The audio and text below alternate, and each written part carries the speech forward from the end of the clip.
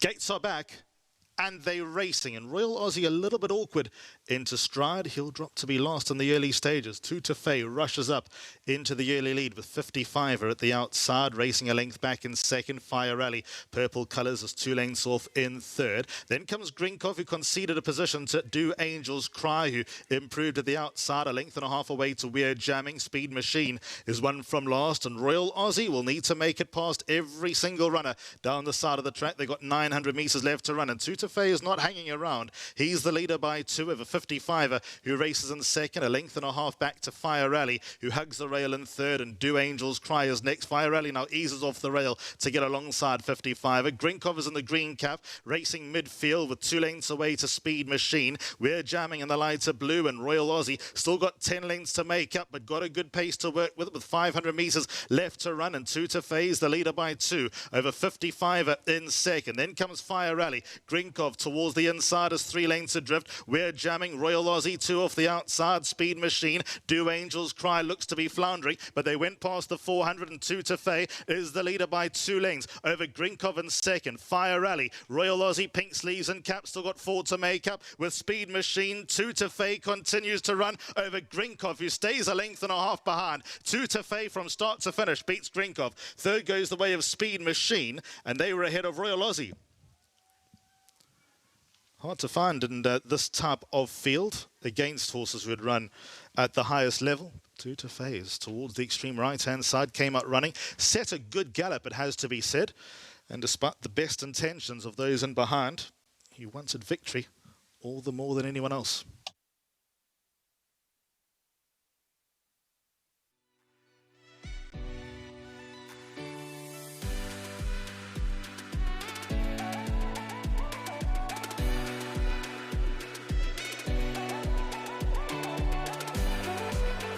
Has been won by number 4, TOUT and Master of My Fate. That's the sire. Well done to Snaith Racing and Keegan de Miller aboard. Before we get to Keegan, just to mention that Altando Mdlulu, he's received 1,000 rand. So well done to Hollywood Bets and Cape Racing. Thank you to them. But regarding this horse, Keegan, I always thought that he enjoyed the 1400.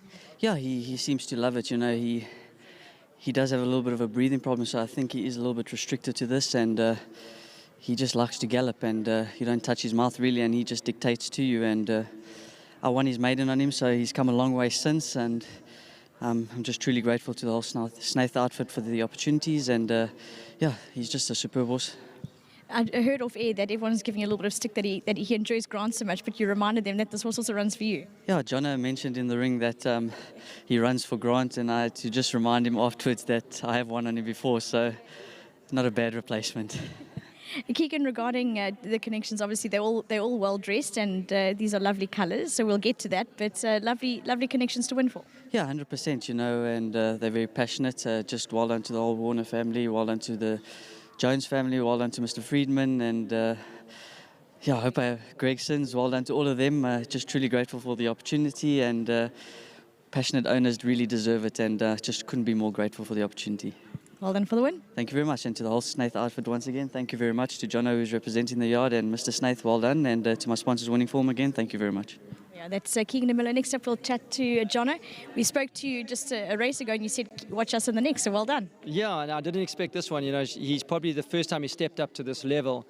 And interestingly, I didn't realize Keegan's only ridden him twice for 2 wins. So clearly he runs for him. And it's amazing to have the Warners here again. And the Joneses as well. They live at Balderby. They've never been racing or seen him run yet, which is fantastic. And also to the Gregsons in the UK, who I'm sure are watching. And John Freeman sitting at home recovering from his knee op. Well done to all of them. And also Justin in Mauritius. So a fantastic horse, honest horse, and I don't think he's going to stop here the way he won. And a horse that will stay here in the Western Cape for the sort of winter period. He won't be going to Durban. Well, that's something to look forward to. So I know that Justin alluded to that the other day, that he'll be sort of base camp Cape Town and then travelling to Durban and back. Yeah, you know, I think Justin's changed based on initial stakes that were put out in KwaZulu-Natal, which have subsequently changed, but most of his horses are arrayed from here, and for the, you know, obviously gearing up for the Hollywood Bet Durban July day. So something to keep an eye on later. But there's fantastic features in Cape Town this winter period, And they've opened up the 3-year-old racer to open horses, which will also allow for older horses, because in the past there were no real races for horses rated 100 plus, and they had to go to Durban. So fantastic initiative. And once again, well done to the owners. Amazing to have them on course. Far better being here than in the UK, I can assure you. Definitely well done for the win. Thank you so much. And then I'm going to have the owners come across. I know, sorry, Jill, we moved to the more difficult going. Well done for the win. Oh, thank you so much. What can you say about this horse? He just gets better and better every time he moves up a grade, and he runs so incredibly. Yeah. I have to say, Mark and Betty Jones and their daughter Ellen, who have a share in this horse, are here for their first time ever seeing him run today. Mark's over there. Ellen and Betty are over there, but it's so wonderful to have them here. John Freeman, Caroline Gregson, wow, do we have a horse. Yeah.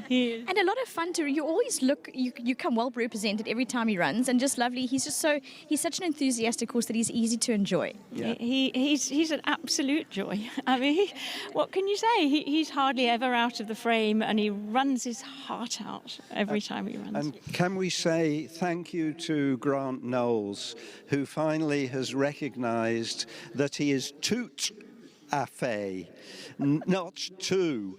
So he's no longer second, he's first.